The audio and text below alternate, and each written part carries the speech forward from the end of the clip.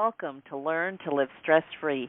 This is Christine Wright with Dr. Robert Wright Jr., your go-to wellness coaches of www.StressFreeNow.info. Our topic today is the value of having a mentor. Our guest again is Sharon Sayler, who is an international communications trainer, speaker, best-selling author, and CEO of the strategic communications firm Competitive Edge Communications, a company devoted to teaching professionals around the world how to be courageous leaders using critical behavior relationship, leadership, and communication skills. Ms. Sayler is also a member of Dr. Marshall Goldsmith's stakeholder-centered coaching team. Ms. Sayler works with a wide range of clientele, private clients, executives, entrepreneurs, universities, corporations, and organizations such as Delta Airlines, Yale Graduate School of Management, Women's Executive Leadership Council, and the International Coaching Federation. As a published author of 7 books, her latest book, Mindfulness in Action, How to Create Peace Amidst the Chaos, reached the international Amazon bestseller list, while her book, What Your Body Says and How to Master the Message, Inspire, Influence, Build Trust, and Create Lasting Business Relationships, published by John Wiley & Sons, has been translated into 6 languages and is used in universities around the world. She's also the host of eWomen's Network Radio's popular podcast, Life Interrupted Radio, Helping You Thrive After the Unexpected, broadcast every Friday night at 7 p.m. Eastern Standard Time. Once you get to know Sharon like we have, you'll find her real passion is in discovering how the beliefs we hold and the choices we make create the life we have. Audience, welcome. Sharon, we're very happy to have you here. Oh, my pleasure to be back. It's always fun to be with you, too. Welcome, Sharon. I want to thank you for being our special guest again today. Sharon, during your last visit with us, you discussed how to avoid being emotionally manipulated at work and at home, and how to eliminate the chaos in your life and achieve emotional balance. Today, we want to dig a little bit deeper and discuss why having a mentor is so important to success and how individuals can find the right mentor for themselves. Can you briefly tell our audience why having a mentor is such a valuable experience and why having a mentor is critical for being successful in your personal life and career? Oh, my goodness, that's a big question. We could spend a long time on that. We only ask big questions here, Sharon. I know. I am a huge fan of mentors in all shapes and forms because as a lifelong learner myself, I think we can learn new ways, new perspectives from just about anybody, even if it's like, not going to do that. So let's define mentor a little bit more succinctly. When seeking out a mentor, someone that has some knowledge or expertise or some talent or skill that you would like to learn. I find too often that when people seek a mentor, they jump into this idea that this mentor is some sort of non-human guru, all-powerful, all-knowing. And then when they begin to realize they're attracted to this person for their knowledge or their skill, their talent, but then they begin to realize that the person is also human, there's a huge disconnect. A moment some grief happens, some, oh my goodness, what I just learned may not be worthwhile because all of a sudden this person showed they were human. So for me, when I seek out mentors, it's seeking out the wisdom and the knowledge, the skill, the talents that they have that I would also like to incorporate in my life. And it's not about seeking a mentor that is going to become some sort of master or guru in your life. There's someone who's willing to walk along the path with you instead of pull you down the path or jump you over to their path and have you follow only that path. Wonderful. Thank you so much. As you were speaking, one of my favorite people came to mind, a teacher that I had, and I actually followed him so much and so long. I met him in college as an undergraduate, and I stayed with him until the end of his life. And I kept going to his class, and he said to me, "Why are you still coming here? You know everything I teach." I would have just followed him anywhere because he was such a beautiful, loving person. I never particularly thought of him as a mentor, but then when I realized at some point what a constant he was in my life. And at his memorial service, he was, I think, 79 when he passed on, and people who met him through every stage of his life in different careers, they described the same loving character. And that's delightful when we find people like that. Yes, exactly. That solidified it all. It was just, and he comes to mind.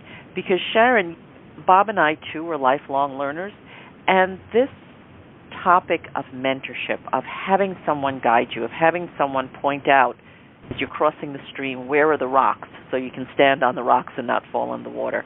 We haven't always had that. As a matter of fact, sometimes we've had people in our way.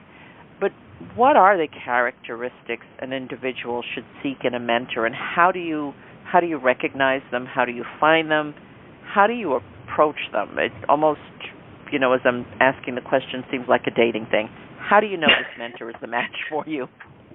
Well, it is somewhat of a dating type of thing if we want to look at it that way. There has to be commonalities. There has to be points of reference that you two agree on, and that doesn't mean that you always agree with a mentor.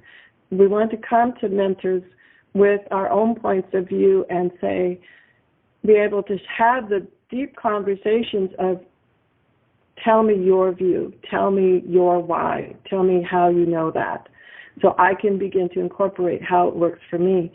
And the best way to select mentors is, first off, in your own world, determine what it is that you need or want to know. Now, sometimes it can come serendipitously. One of my lifelong mentors, he's still around, I'm so thankful he's still around, and been in my life for over 20 years, happened serendipitously. I was attending a conference, a weekend event, and my first exposure to NLP. And one of the speakers, actually, his name is Michael Grinder, the brother of one of the founders, John Grinder, and he was giving a morning lecture, and his expertise is nonverbal communication. I was mesmerized. And that just intrigued me so much that I sat there and just was frozen in time, as I remember it. He came up to me on a break and whispered in my ear, "Let's go for a walk." And I'm like, okay. I'm pretty shy and introverted. Went for a walk, and it was like a psychic reading. And I was like, how did he know that? But he's an expert in nonverbal communication, remember? We sat down, and he leans over and he goes, "Oh, and if you think with your mouth closed, you'd look more intelligent." Well, he had me hooked. I'm like, I got to know what this man knows. I mean, wow, I got to know what this man knows. But the wonderful thing that is with most and a lot of mentors are they start out mentoring you, and that's true. But over this 20 years now, there are times when I'm giving him ideas. I'm giving him insights. And, so now it's become a true friendship instead of what I'll call this mentorship, where one person might be taking the lead at the beginning and showing you the ropes, showing you the rocks, and how to get to where you need to go.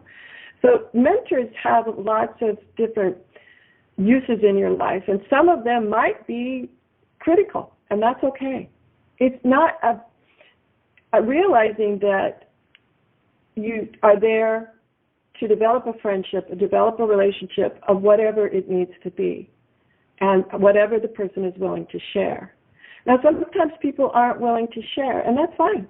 You just thank them, and sometimes it's just about planting the seeds. Maybe at one time you approach them about, John, I am so fascinated by your skill of how you're able to stand up in front of a group on a moment's notice and give just an impassioned speech. I would love to learn more about that. Would you be willing to share with me some of the things that you do? And sometimes people, you catch them in the wrong moment, and they might say no. But it's okay. You've planted that seed. And it may not be that person that shows you, but I'm a firm believer that just by planting that seed, your unconscious mind will go out and look for the right mentor for you. So even if that person says no, you've planted that seed in your own mind that this is something that you want to learn. And pretty soon you'll start seeing doors open up everywhere where you're finding people that are excellent public speakers and willing to share how they are excellent public speakers.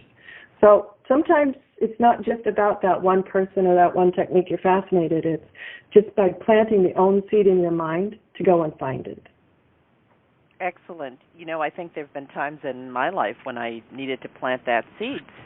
There have been times I've actively and with full awareness sought a mentor, but there are other times when people were there willing to mentor me and show me the way or give me guidance. But especially when I was younger, I didn't know. I didn't recognize that this was an opportunity. So it wasn't a clear follow me and I'll show you this.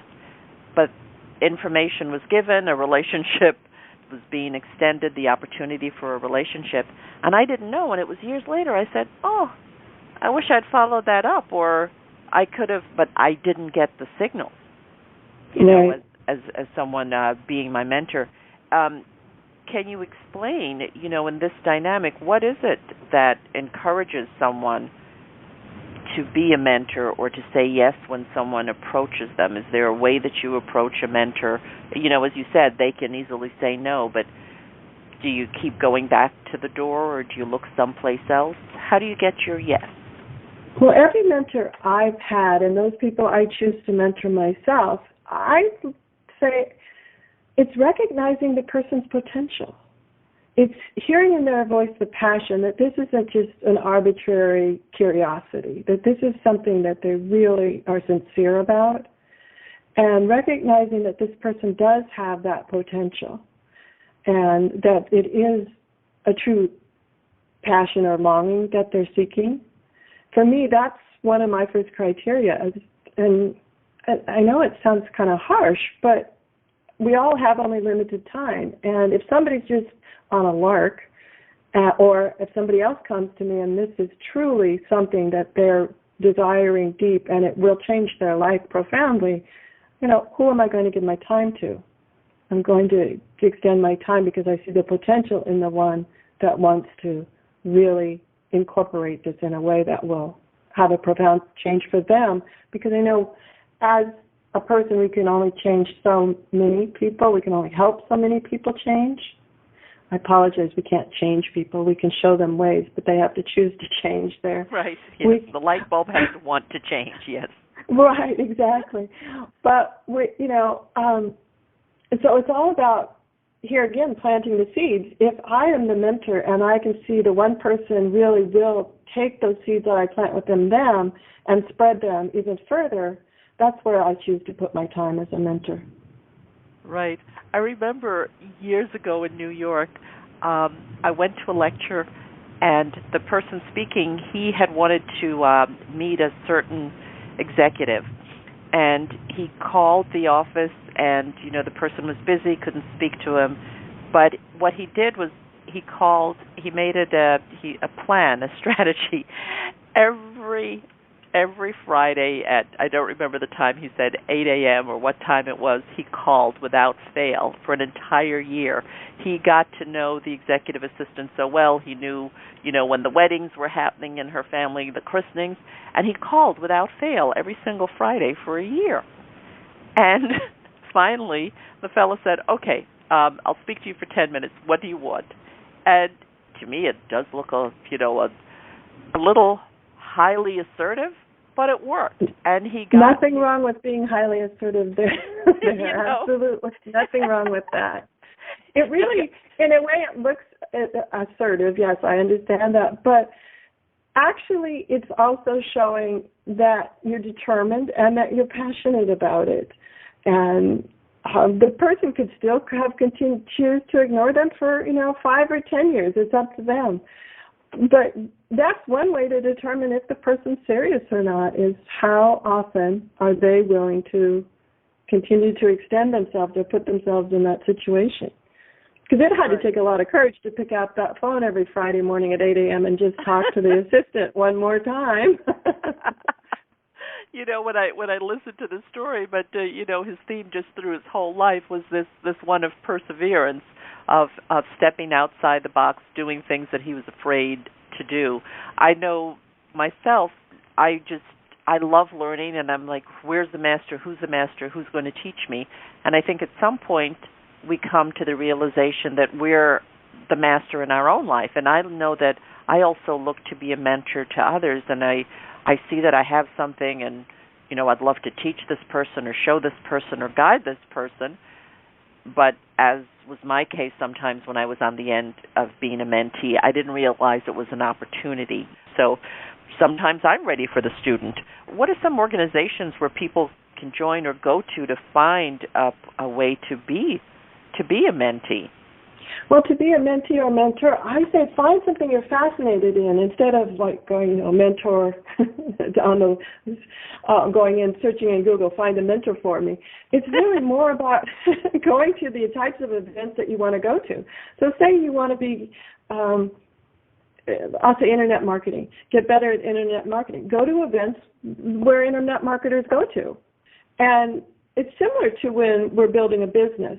And years ago, my first business that I opened was a graphic design and marketing business.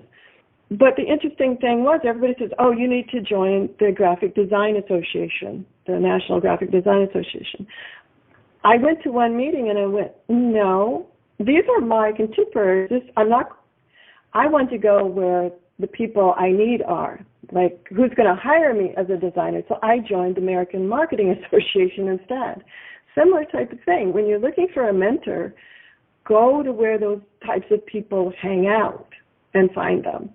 Because just going online and find me a mentor, you may or may not like that person. But if you're going to associations or events where there's things that you want to learn, you're not the expert, you're the newbie, you're going to just find massive amounts of people.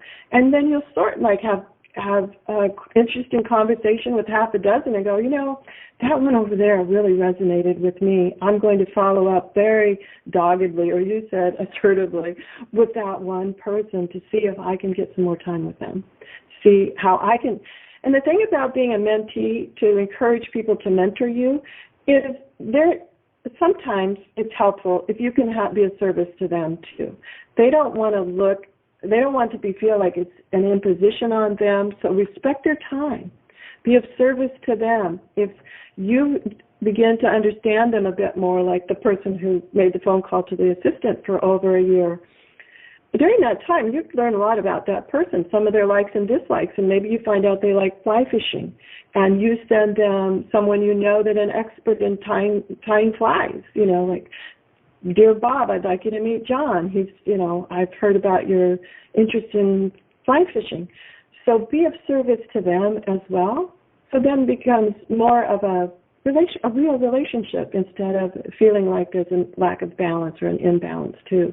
So the long answer, or that was the long answer. The short answer is just go to places, take classes of things you like, and those people will be there.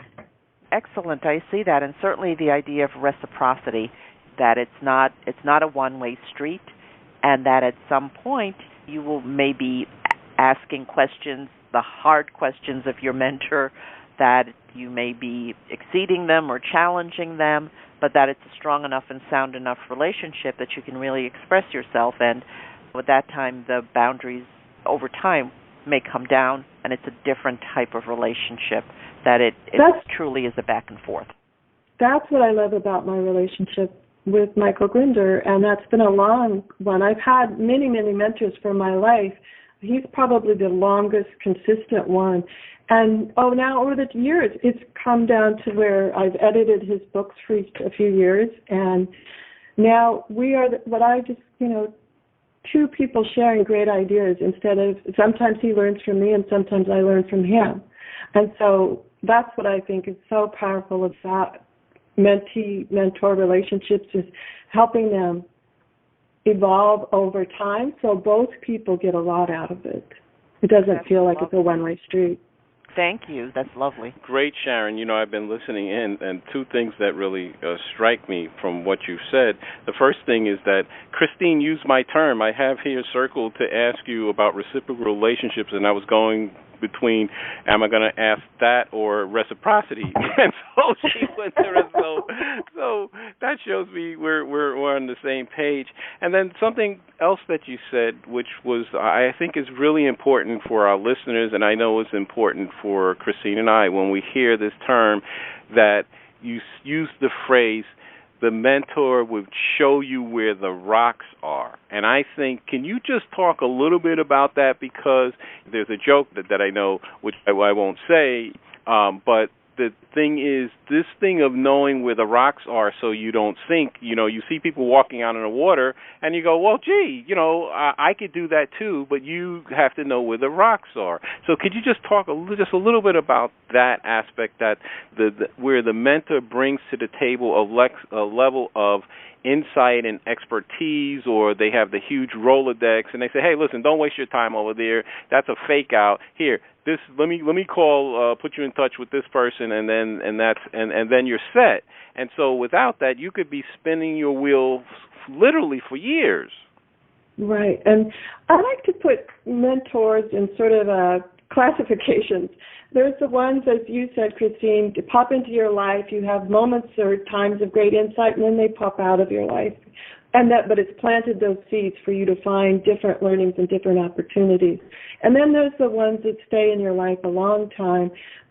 And it's more about the intellectual learning. It's more about the broadening, the expansion, the opportunities.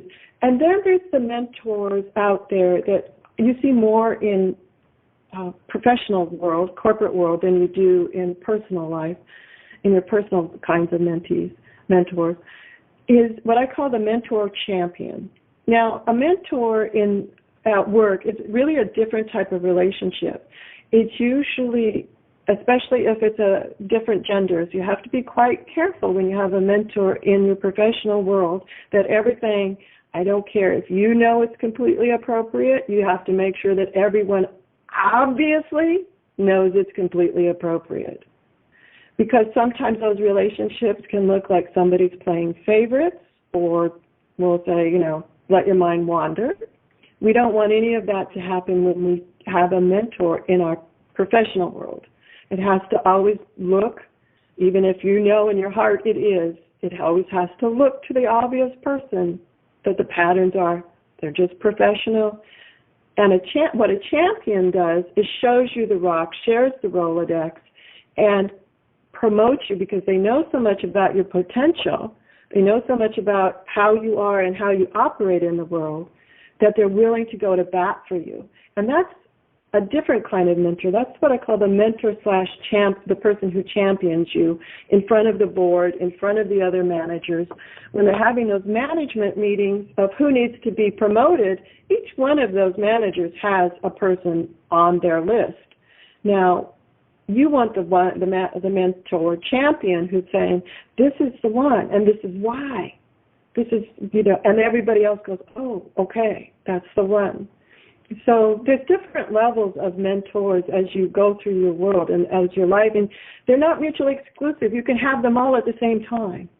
So you don't have to worry that, I can only have one mentor. No, you can have a mentor champion in your, you can have a mentor about learning how to be better at the projects you do at work. You can have many, many at once.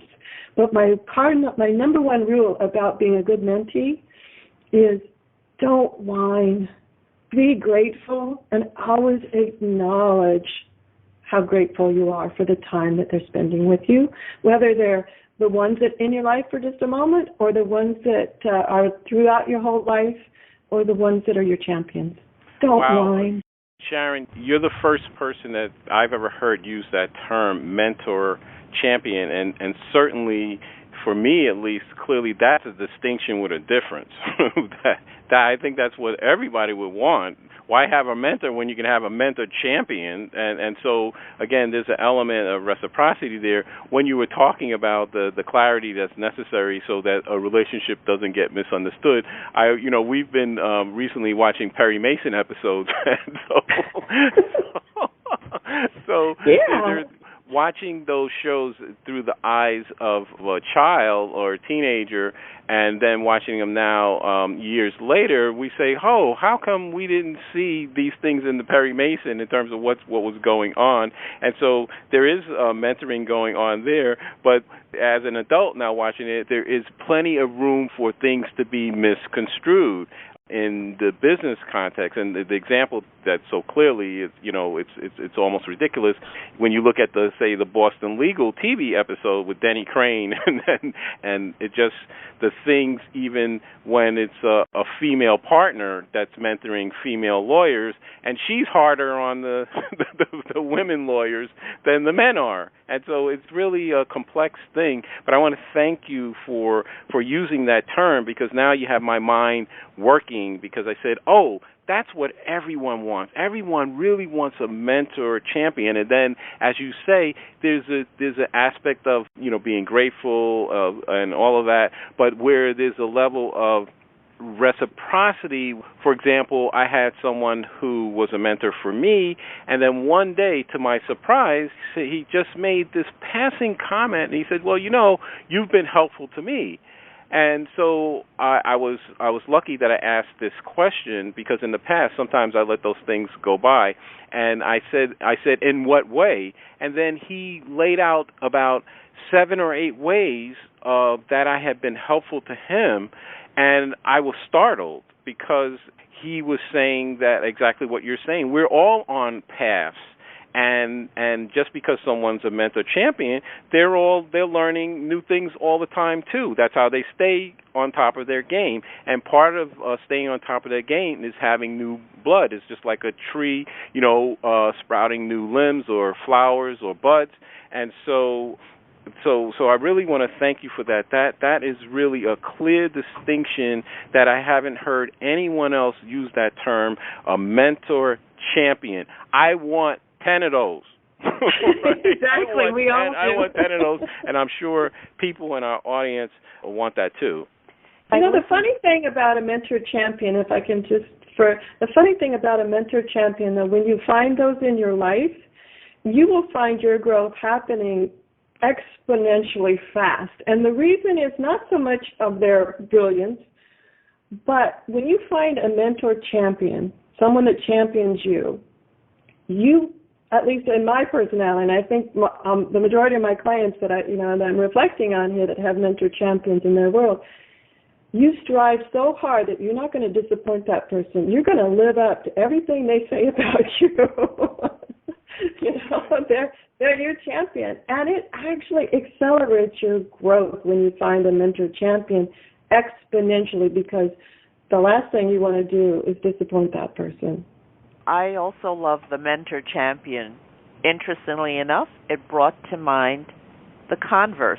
Those times in the relationship, whether it's when the student outgrows the master or whatever that difference of opinion is, when there's betrayal, there's so many famous partnerships or relationships where it gets to a point. I won't name names. Maybe I should. Oh, I will. I'll drop a couple of names.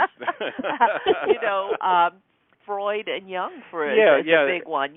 That sometimes a parting of the way happens. Sometimes a student starts off something completely new and different. And that's okay. I'm really more about when we're in a mentor relationship or a mentor champion relationship, it is a different type of relationship than we have, I'll say, seeking out a personal partner, a type of relationship or something. It's a different type of relationship. And we absolutely have to remain, what I'll say, emotionally neutral about it. We can love them and be emotionally attached to them, but not taking it personally, because they're human too. And oftentimes when somebody's a mentor, as I said before, we elevate them to a status that's not humanly achievable. And when that dangerous pedestal, pardon me. That pedestal. Mm-hmm. And when they do disappoint us, they're human. When they do disappoint us, if we're not taking responsibility for where we've put them and how we're being emotionally attached to them, and if it's in an unhealthy way, that can come crashing down around us as if a betrayal, when really, actually, we're the ones who set that situation up to happen.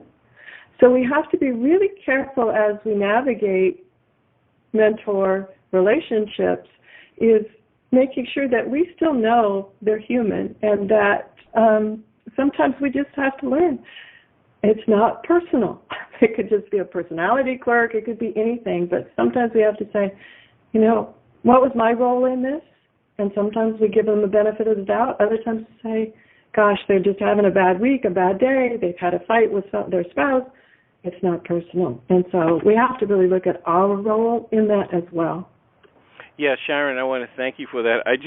This thing, again, about the, elevating a person to a pedestal, I think that's really important. But as in my own research, as I've looked over the history of science and scientific invention, it has startled me where you see these huge relationships with these famous people, and sometimes the breakup of the mentor-mentee relationship results in, as you say, exponential growth, or I should say, forced awareness in the mentee. And so, two good examples are, Sigmund Freud and Carl Jung, who both are giants in the psychoanalytic community. And then another example that came to mind was David Bohm and J. Krishnamurti. I was absolutely dumbfounded when I started reading some of the primary source material, where basically David Bohm had just asked the question, and he said he was questioning. He says, well, I don't see, can you explain this? And it became to the point, well, how dare you ask me a question?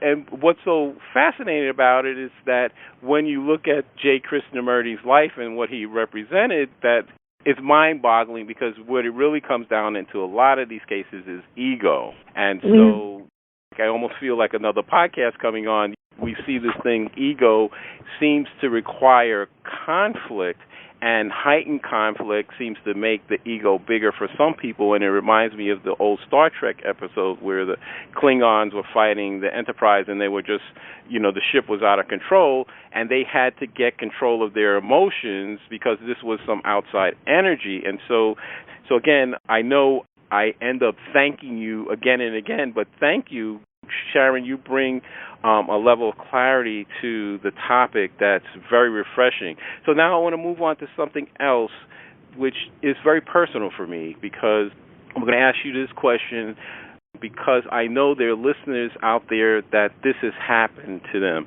And so the question is very simple, Sharon, is what can a mentee do to keep from feeling devastated and recover when a potential mentor that they have looked up to turns them down or literally lambasts them for asking them to be mentored?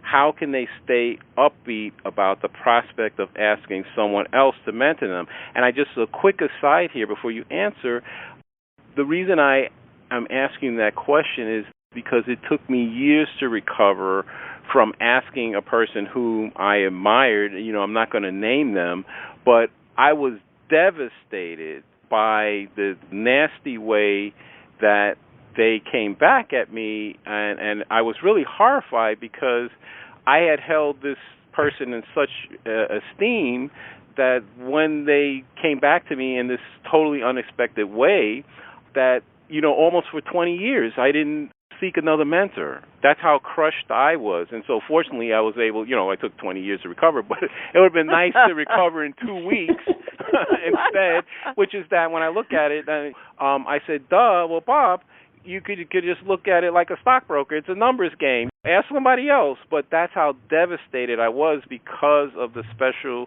place that I held this person, and also the relationship they had in my life. and I internalized it, and I said, well, if this person that I looked up to that knows me, I've spent the nights in their house, I've played with their kids, if they don't think I'm worthy to be mentored, then maybe I'm not. And so it placed that doubt. And so that's the question I'd like you to answer. How I have the answer for myself now because I recovered, but it took me 20 years. So how can you accelerate it to 2 days or 2 hours or 2 weeks for people to keep from being devastated? Because that's a real thing. It is a real thing. And the first part of that I want to share is that the counterpoint of ego, we often say that, people have inflated egos, whatever, and they go out. But the counterpoint of ego, when you think about it, is also society's way to keep us in check, in line, by the labels, the stereotypes, and the other things that our ego doesn't want to hear. It keeps us in line. And so oftentimes ego is necessary and it's out there, but oftentimes I find that we just have to thank it for doing its job so well and saying that we can give it a little vacation right here and let it go and let go of the ego part of it. Because the true gift in the mentor, the request for the mentor and him turning you down, was an opportunity for you to seek new ways, new opportunities. Because I find if we ask someone to mentor us and they turn us down for whatever reason, could be something they're not even able to give voice to. They don't have the time. They don't want to tell you that they're, in the middle of divorce or their child. It could be anything. It doesn't really matter. But the true gift in that is that it frees you and allows you to find new ways, find new opportunities. It opens your imagination and your creativity. And I often say that the problem with ego, besides obvious one, is that it always takes things quite personally, and we never know what's going on in another person's mind. We never know. They could have had a moment of feeling unworthy, like, oh my gosh, Bob, we've been knowing, and I know you admire this, but maybe deep down in my soul, you don't know that I feel like I'm an imposter, and I couldn't begin to mentor you.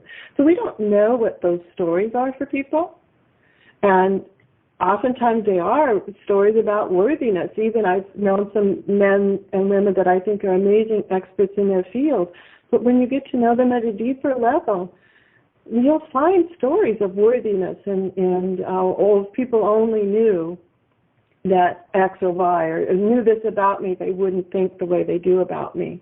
And so oftentimes when people turn us down, it's not about us. And that's where the 2 tips that I always give people is take a nice deep breath, 2, 3, 4, maybe 10, because it does hurt. Take some nice deep breaths and actually approach it from gratitude, because it's the universe opening you up to other possibilities. And when we express gratitude to the person and to the event happening, we can express gratitude to the person like, thank you for your time, I understand, maybe later, this doesn't change our relationship in any way, whatever feels appropriate to say, but express it from true gratitude, because the universe is telling us this isn't the way that this message, this learning has to come to you. Great, it's Sharon, going to come to you in other ways. Yeah, thank you.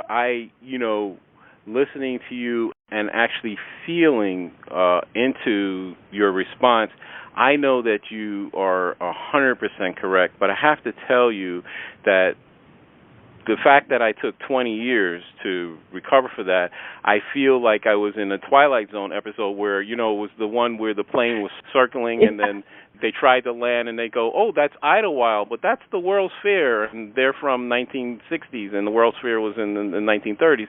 And so then they go back up into the clouds and they come back down and they go, oh, that's New York City down there, but those look like dinosaurs. So I felt that I was circling, unfortunately, and everything that you have said in your reply is really true, because over that 20-year period, as I learned more about that person that I had asked to mentor me, I saw that he was on the cover of a magazine, and then they had some of his life story, and I said, oh my, oh my goodness, right? I had no Right. idea. So it is exactly what you said. And part of the pain for me was the fact that, unfortunately, was how vocal he was in terms of telling me that I was a jerk and clown for asking him, and saying directly, like when somebody points in your face, and this is all in public. I was actually in a restaurant, and the scene was, I was in a restaurant and I was eating breakfast, and I turned, when I came to the restaurant, this is one of my little favorite places that I used to go, and it was about 6 o'clock in the morning, and there was nobody sitting next to me, and then when I was almost finished eating, I turned, and here was this guy I knew, right? And so what was painful is that, I was so pleased to see him, and I hadn't seen him in a while. I said, I go, here's my chance. And so this was like the kind of thing, not that just that the person punched a hole in my balloon, then they stopped on it and they cut it up, right? So, and then it was the place where it was. So it was a familiar place that I enjoyed eating. I turned out that this was a place that he went to regularly. I didn't know that.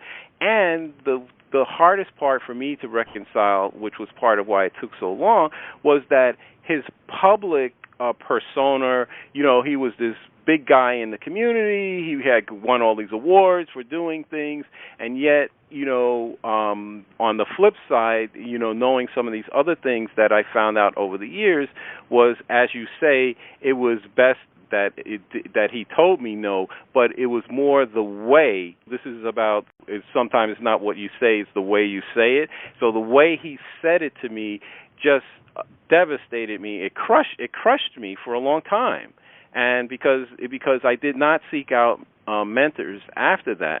So I want to thank you. I think that's a good, you've given our listeners a solution, a way to approach it. And that's a good idea, not to put people on the pedestals. We don't even have to move to the clay feet aspect.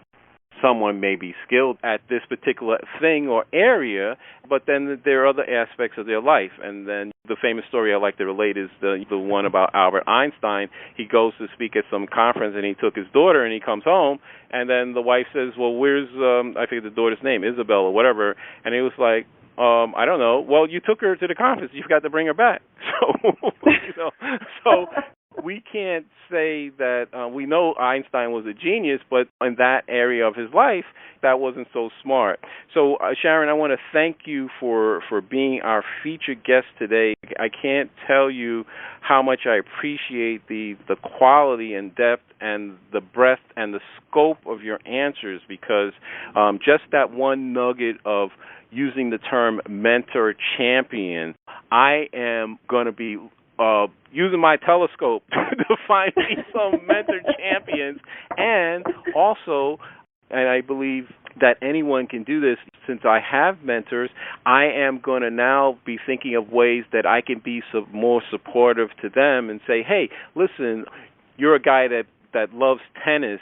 Here's a gift certificate for $20 to, whatever, some token thing. Or I saw that this thing over here is going to be available. So, have things going more in their direction rather than always being like a supplicant asking.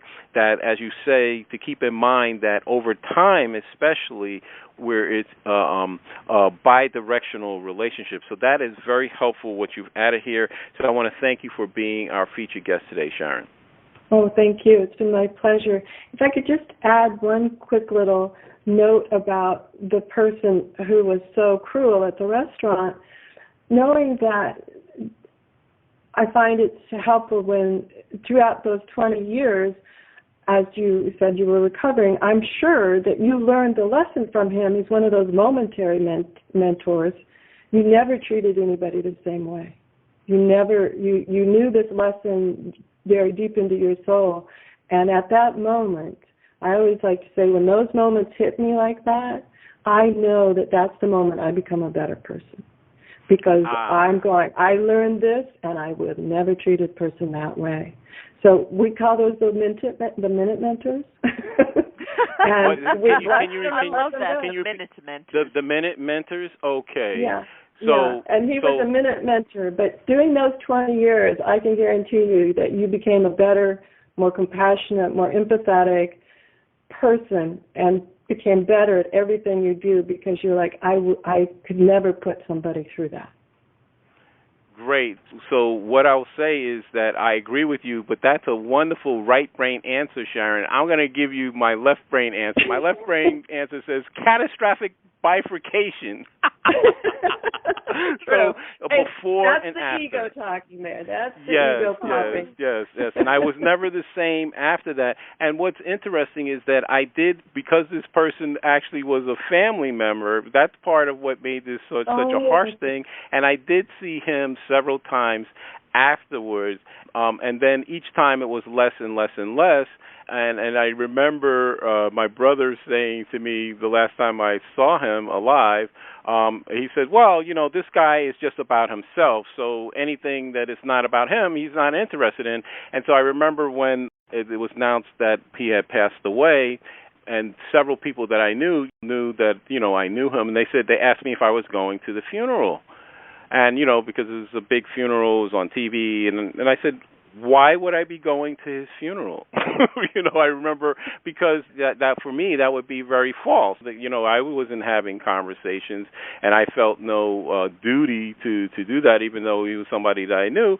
And, I was sorry he passed away. But I was like, as you say, I learned a lesson, and here we are. This is many years later, but I'm still talking about it, and but I'm glad that I was able to heal that.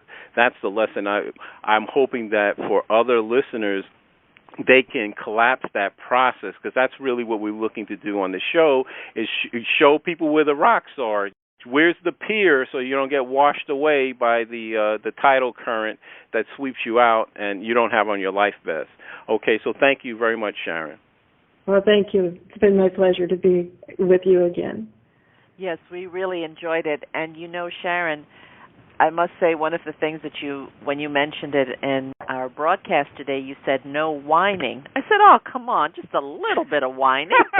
if I can't whine, what can I do? Well, don't whine to your mentors. You can whine to your friends. No, I have to whine to my mentor.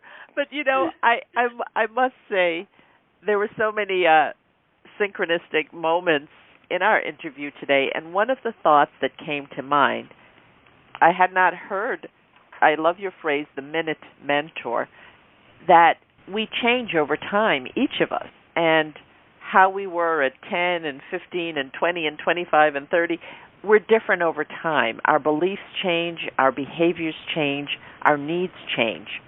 So in terms of having a lifelong mentor or a momentary mentor, it has to do with who we are. Because I know with my own personal interactions with people, sometimes someone did a behavior and it bothered me, and I find that I come to a place that's all right. That has nothing to do with anything.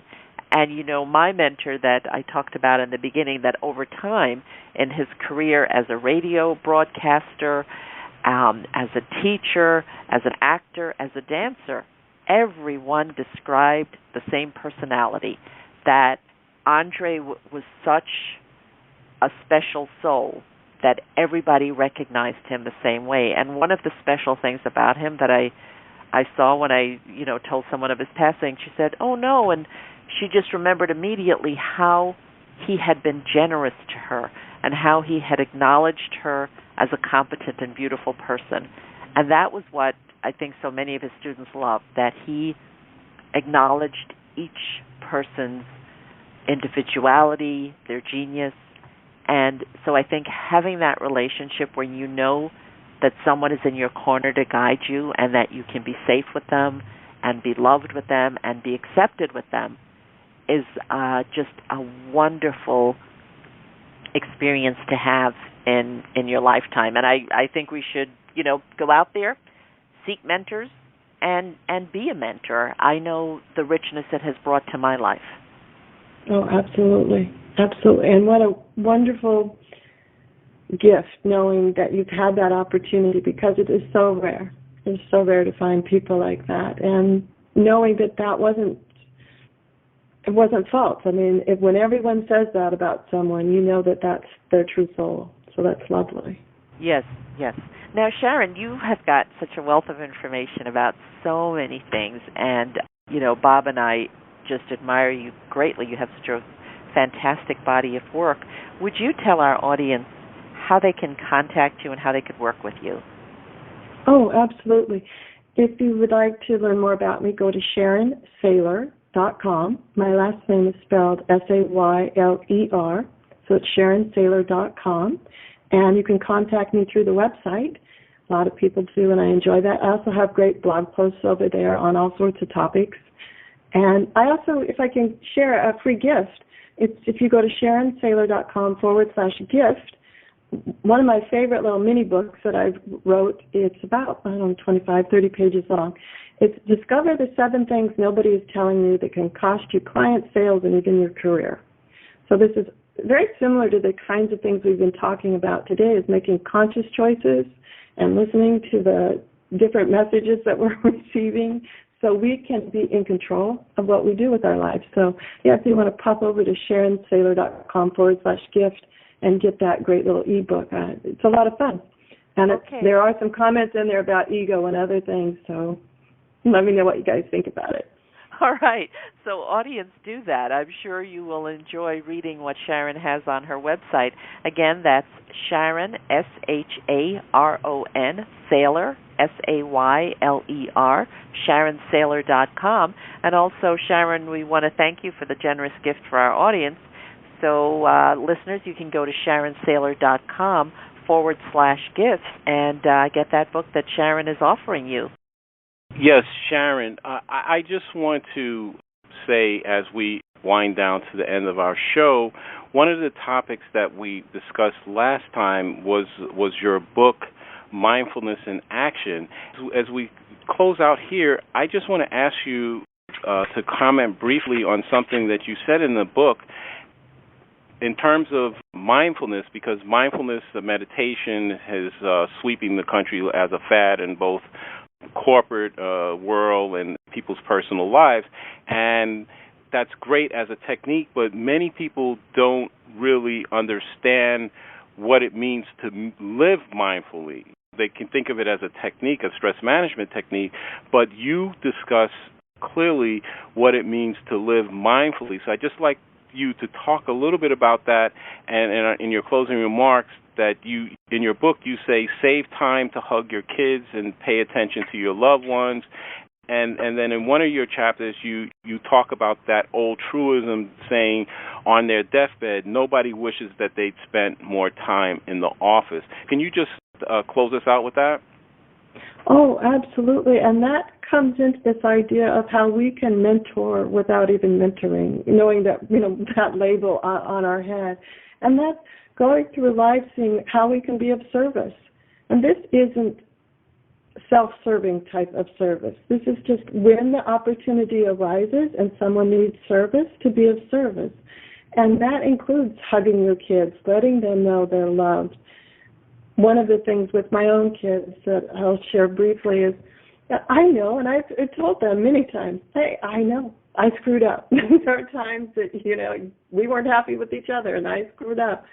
But I hope you know you were always loved. And they'll both have said to me, yes, we knew that. And so going through your day mindfully of how you can help other people, what do you know that can be of service to people? And this isn't the ego. This is just from gratitude and from appreciation and from a place of service. That you won't even be aware that you've mentored someone or how many times you've helped people or changed their lives when you come from that place of gratitude and appreciation.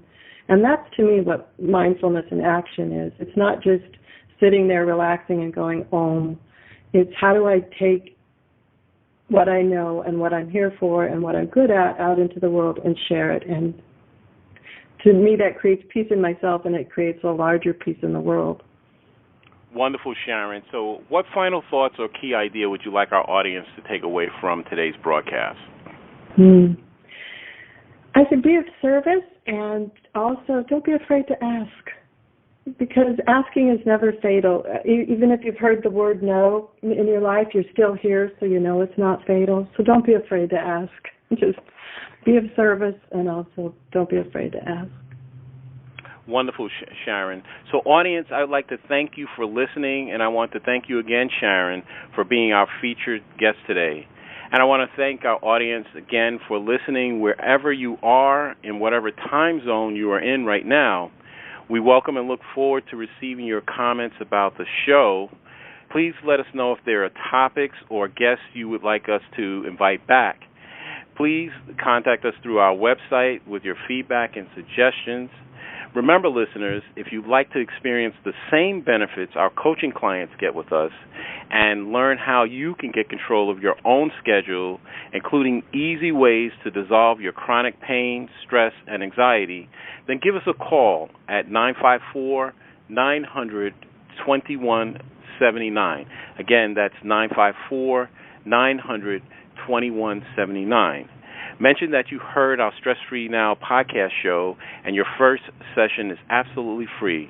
Call today to schedule your appointment. For Christine Wright, this is Dr. Robert Wright, Jr. of www.StressFreeNow.info. Until next time, be safe and be well.